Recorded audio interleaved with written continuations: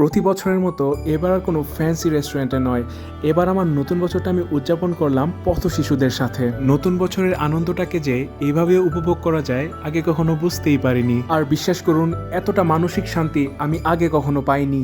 আমরা নিজেদের জন্য তো সবসময় খরচ করি, আর পরিবেশের ক্ষতি না করে, আকাশে পাখিদের ক্ষতি না করে আমরা এরকম হতদরিদ্র বা পথ শিশুদের মুখে কিছু যদি আমরা তুলে দিতে পারি, সেটাই হচ্ছে আমাদের সবচেয়ে বড় সফলতা। এবং নতুন বছরের আমাদের সেটাই আনন্দ। এই ছোট বাচ্চাটাকে চিনতে পেরেছেন? ওর নাম কিন্তু নূর ইসলাম। নূর ইসলামের কিন্তু ভিডিওটা আমার পেজে সবচেয়ে বেশি ভিউ হয়েছে, প্রায় 43 লাখ মানুষ ওই ভিডিওটা দেখেছে। এবং ওকে কিন্তু অনেকে দত্তকও নিতে চেয়েছে, কিন্তু আলহামদুলিল্লাহ ওর একটা ফ্যামিলি আছে, ওকে আজকে পেয়ে গেলাম।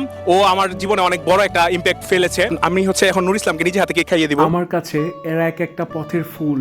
ফুলের যত্ন না নিলে যেমন তারা ঝরে পড়ে, আমরা যদি এদের একটু যত্ন না নিই তাহলে এরাও ঝরে পড়বে। আর আজকে আমি আসার সময় একজন বৃদ্ধা মা আমাকে বলছিলেন ওনার এই শীতে অনেক কষ্ট হয়, একটা কম্বল দরকার। আপনারা যদি আমার ভিডিওটি শেয়ার করে দেন তাহলে সামনে আমি কম্বল দানের একটা ভিডিও করব। আমার কাছে মনে হয় যে আসলে প্রতিটা মানুষেরই সুন্দরভাবে বেঁচে থাকার অধিকার রয়েছে। এখন তাদের হয়তো সামর্থ্য আল্লাহ দেননি, কিন্তু আপনাকে দিয়েছে। তো আপনাদের দায়িত্ব হচ্ছে এই সকল পথের ফুলদেরকে আপনারা আদর করবেন, যত্ন করবেন। আল্লাহ তাআলা সবচেয়ে বেশি সেই মানুষকেই ভালোবাসেন যে মানুষটা মানুষের প্রতি দরদ দেখায় এবং স্নেহ করে।